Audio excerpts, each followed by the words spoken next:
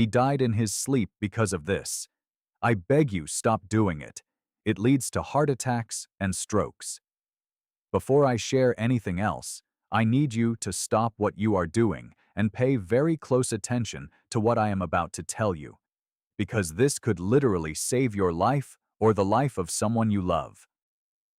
What I am going to share with you today is something most doctors never bring up during a routine visit, but it is happening quietly in the dark while you are completely unaware, and it is killing people every single night.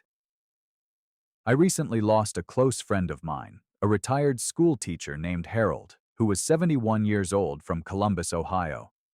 One morning, Harold was found by his wife, unresponsive. He had gone to bed feeling perfectly fine, with no chest pain and no warning signs. He was gone before the ambulance arrived. The cause was determined to be a massive cardiac event that happened while he slept. When I looked deeper into what had been going on with Harold in the months before, I found something that his primary care doctor had completely overlooked. This overlooked factor is something that millions of seniors are doing right now tonight without realizing it is quietly damaging their heart, thickening their blood, and setting the stage for stroke and sudden death.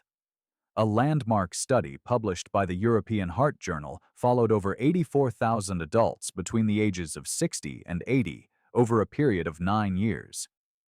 The researchers found that individuals who engaged in a specific set of nighttime habits had a 67% higher risk of cardiovascular-related death during sleep compared to those who had made simple, targeted changes to their evening routine.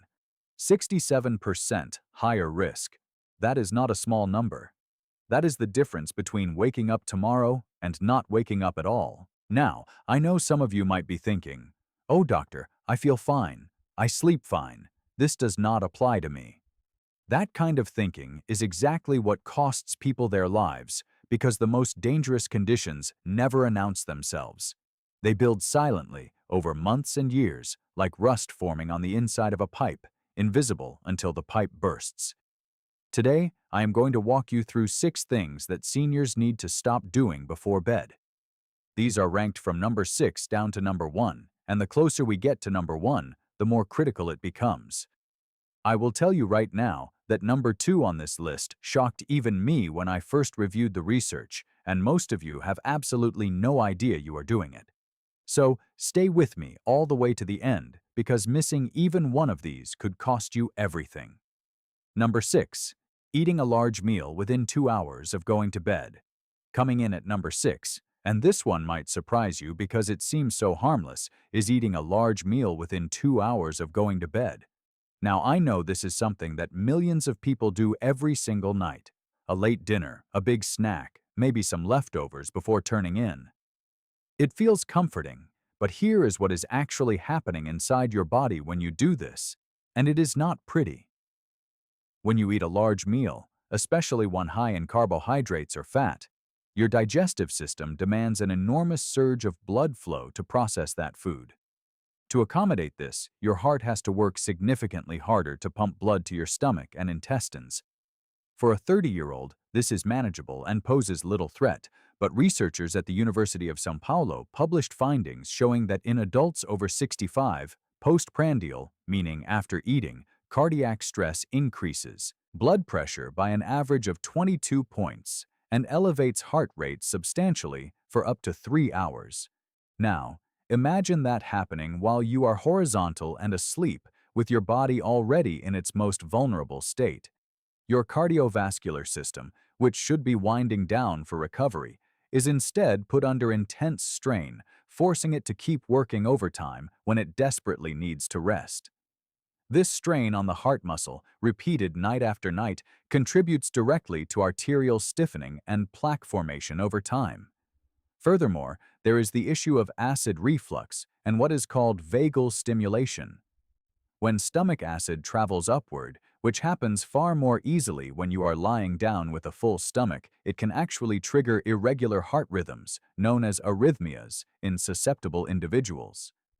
The lower esophageal sphincter, which is essentially the valve at the bottom of your throat that keeps acid down, weakens considerably after the age of 70, making this problem dramatically worse.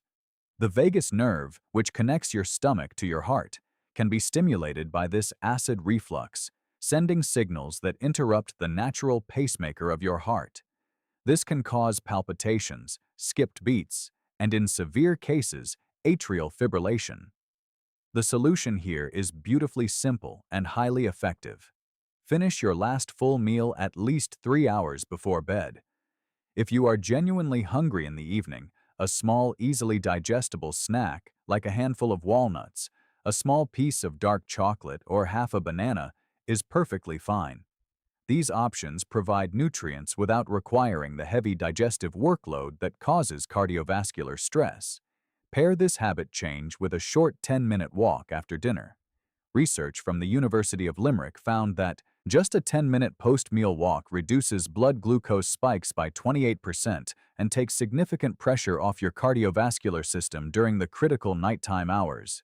This one change alone, if you make it tonight, begins protecting your heart immediately by ensuring that your body enters sleep in a state of rest, not in a state of digestion-induced stress.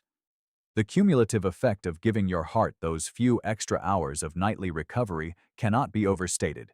It is a fundamental pillar of nighttime cardiovascular protection. Number 5. Taking blood pressure medication in the morning. Now, let us move to number 5, and this is one that your doctor has almost certainly never mentioned, even though it is a simple adjustment to make. It is something nearly 60% of seniors over 70 do every single evening without a second thought, taking their blood pressure medication in the morning when they actually should be taking it at night. A groundbreaking study published in the European Heart Journal, and I will put the full reference in the description below, followed over 19,000 patients over 6 years. The researchers discovered that people who took their antihypertensive medication at bedtime rather than in the morning had a 45% lower risk of heart attack, a 49% lower risk of heart failure, and a stunning 66% lower risk of stroke. The reason comes down to something called nocturnal hypertension, a phenomenon where blood pressure spikes dangerously high during the early morning hours, typically between 3 a.m. and 6 a.m. This specific window is known among cardiologists as the danger zone because it is precisely when most cardiac events and strokes occur. When you take your blood pressure medication in the morning, it peaks in effectiveness around midday and wears off by the time you enter that dangerous early morning window. The protection you need during sleep simply isn't there when you take the medication first thing in the morning. However, when you take it at night, it is working at full strength precisely when your body needs it most, effectively blunting that early morning surge in blood pressure. The physiological mechanism behind this is rooted in our natural circadian rhythms. Our bodies naturally release cortisol and adrenaline in the early morning hours to prepare us to wake up. This hormonal surge, which is heightened in individuals with high stress levels or sleep apnea, causes a sharp increase in blood pressure. Taking your medication at night counteracts this spike by ensuring a consistent, protective level of medication in your bloodstream during the critical pre-dawn hours. Now, critically, do not change your medication timing without speaking to your doctor first. Every situation is different, and some medications must be taken with food to be properly absorbed or to prevent stomach upset. But bring this study to your next appointment and have that conversation with your healthcare provider. It could genuinely save your life by ensuring your medication provides maximum protection when you are most vulnerable during sleep. This pairs remarkably well with what we will discuss at number 4, so pay attention because these two work together in a way that multiplies their benefit dramatically. Number 4. The silent dehydration trap. Number 4 on our list is something I call the silent dehydration trap, and it is one of the most underestimated cardiovascular threats facing people over 65. Here is the dangerous irony. Most seniors intentionally drink less water in the evening to avoid waking up for bathroom trips during the night. That instinct makes complete sense on the surface, but what it is doing to your blood while you sleep is genuinely terrifying. As we age, our kidneys become less efficient at concentrating urine. The body's thirst mechanism, controlled by a part of the brain called the hypothalamus, also becomes blunted after about age 60. Research from the University of Connecticut's Human Performance Laboratory found that older adults can be significantly dehydrated without ever feeling thirsty. They simply don't get the same signal to drink water that younger people do, leading to a state of chronic, mild dehydration. Now, here is where it connects directly to your heart and brain. When you are dehydrated during sleep, your blood becomes thicker and more viscous. Think of the difference between water flowing through a pipe versus honey. That thick, sticky blood has to be pumped by your heart with far greater effort. Your heart has to generate more pressure to push this viscous fluid through your arteries and capillaries. This increased workload puts a significant strain on the heart muscle, especially if you have existing conditions like high blood pressure or a history of heart failure. Furthermore, thick blood forms clots far more easily, which is exactly how strokes happen. A study published in the American Journal of Epidemiology found that adults over 65 who were mildly dehydrated at bedtime had blood viscosity levels comparable to those seen right before a thrombotic stroke. The solution is not to chug water right before bed. That will just have you in the bathroom all night. Instead, create a hydration schedule throughout the day, ensuring you consume enough fluids in consistent, smaller amounts. A powerful strategy is to drink a full glass of water, with electrolytes, particularly potassium and magnesium, about 2 hours before sleep. The goal is to hydrate without flooding your bladder right before turning in. Foods naturally rich in potassium, like a small sweet potato or a few dried apricots consumed in the late afternoon, help maintain that hydration through the night without flooding your bladder. Potassium helps regulate fluid balance and counteract the sodium intake from dinner, effectively ensuring your body retains the right amount of fluid in a balanced way. The magnesium specifically has the added benefit of relaxing arterial walls and actually lowering blood pressure during sleep.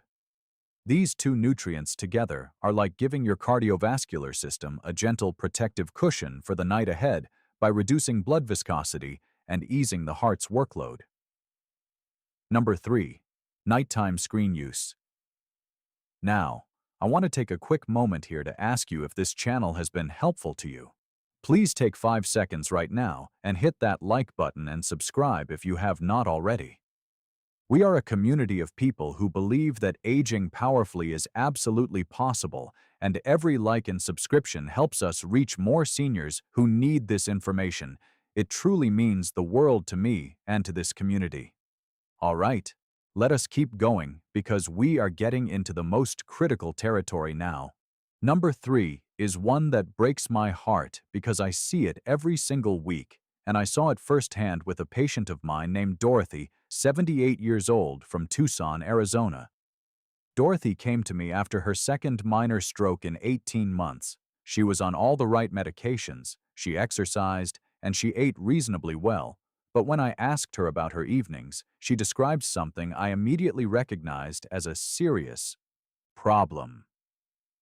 Every night without fail, Dorothy spent 2 to 3 hours lying in bed scrolling through her tablet, news, social media, family videos, with the screen just inches from her face.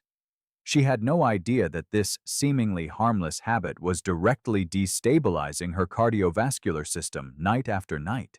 Here is the science behind it. The blue light emitted by screens, phones, tablets, televisions, directly suppresses melatonin production. Most people think of melatonin simply as a sleep hormone, helping you fall asleep. But researchers at the Brigham and Women's Hospital, affiliated with Harvard Medical School, have demonstrated that melatonin plays a critical role in cardiovascular protection. It acts as a potent antioxidant that protects the lining of blood vessels, called the endothelium, from the kind of oxidative damage that leads to plaque buildup, arterial stiffening, and ultimately heart attack and stroke. The endothelium is essential for maintaining healthy blood flow and regulating blood pressure.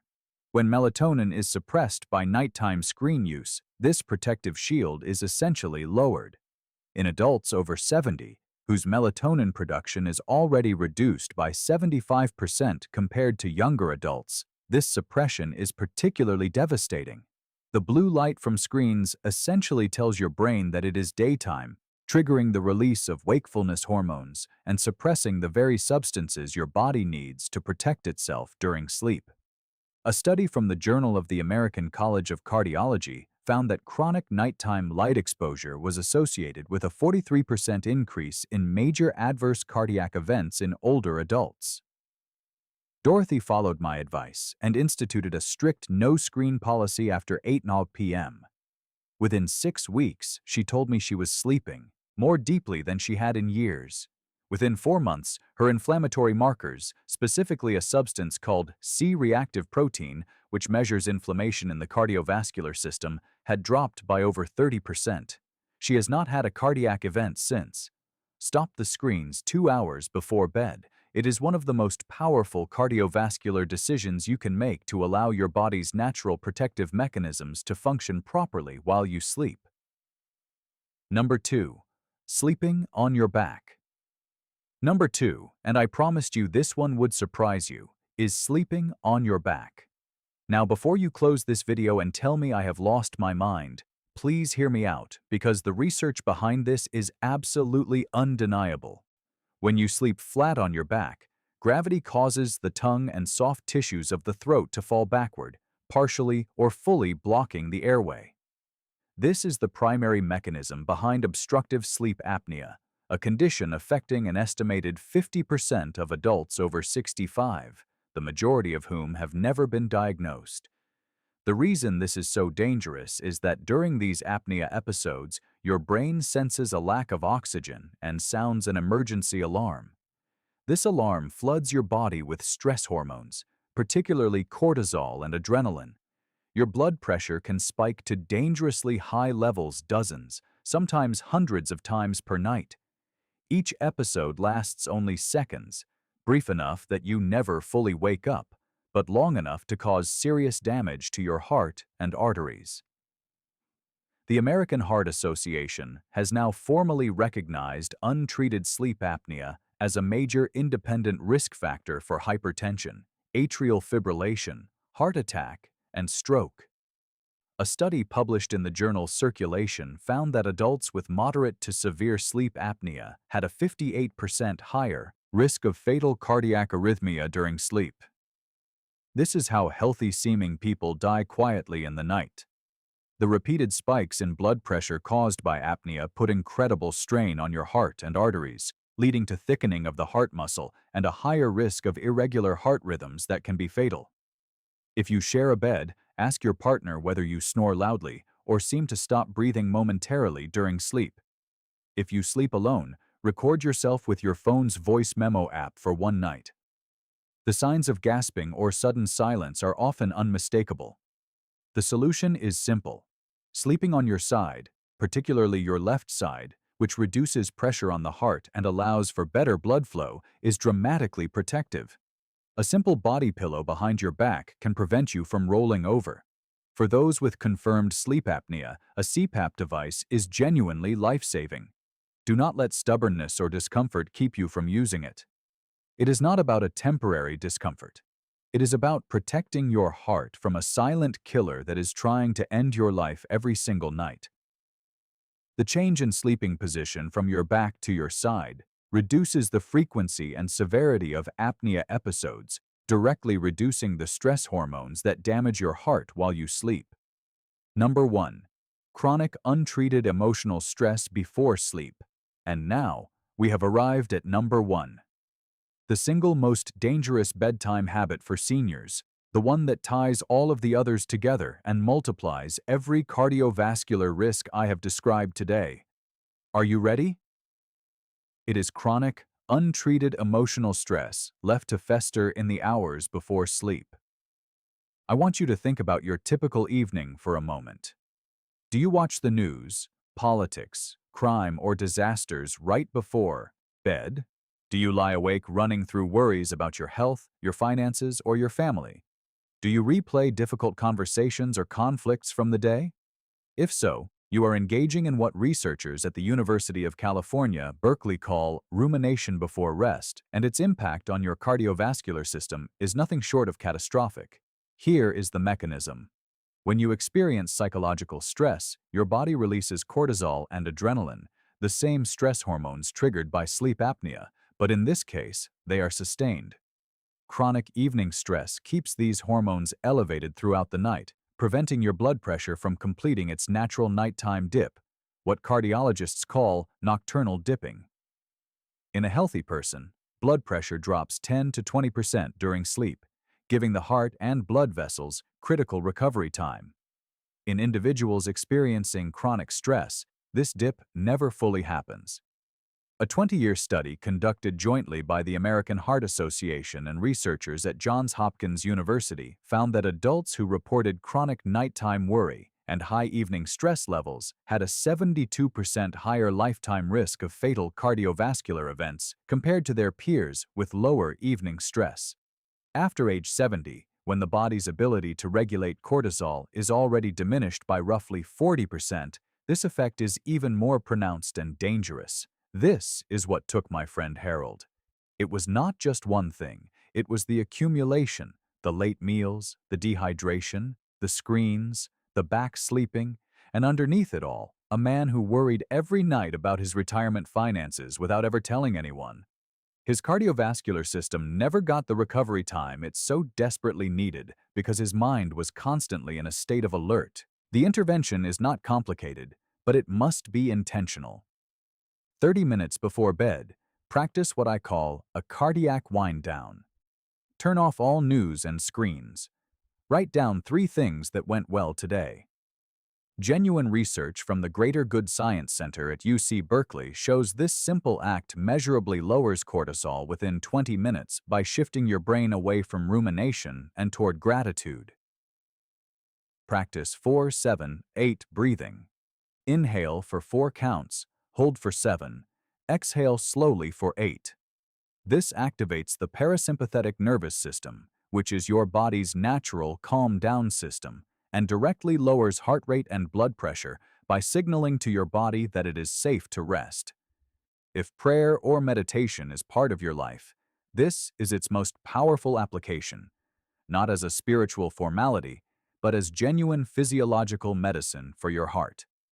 Pair this with magnesium glycinate, 200 to 400 mg, taken 30 minutes before bed. This form of magnesium, unlike others, crosses the blood-brain barrier and directly calms the nervous system while simultaneously relaxing blood vessel walls.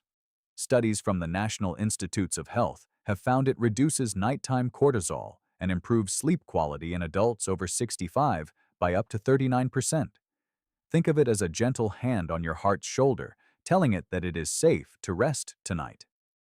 Now, I want to close with something I say to every single patient I sit across from, regardless of age or condition. It is never too late. That is not empty encouragement. It is biological reality.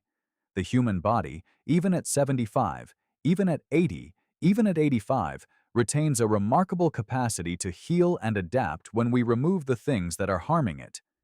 Your heart wants to beat steadily for decades more. Your brain wants to remain sharp and clear. Your legs want to carry you to your grandchildren's birthdays, and your garden in the morning, and the porch in the evening. Every single change I described today, stopping the late meals, adjusting your medication timing, staying hydrated, eliminating screens, changing your sleep position, and protecting your emotional peace. Each of these is within your reach tonight. Not next month, but tonight. You did not make it to this age by being weak. You made it here because you are resilient, and the people who love you need you to keep going, not just to be alive, but to be present and vital and yourself. That is what these habits protect, not just your heartbeat, but your life. All of the scientific studies I referenced today are linked in the description below. Please share this video with someone you love, a spouse, a sibling, a friend, because you may never know whose life it saves. If you are not subscribed to this channel yet, please do that right now by clicking the button below. We release new content every week, dedicated entirely to helping you live longer, stronger, and with the independence you deserve. And before you go, leave me a comment right now. Tell me, which of these 6 habits were you most surprised by? And are you going to make any changes tonight? I read every single comment, and I look forward to hearing from you. Take good care of yourselves. I will see you in the next one.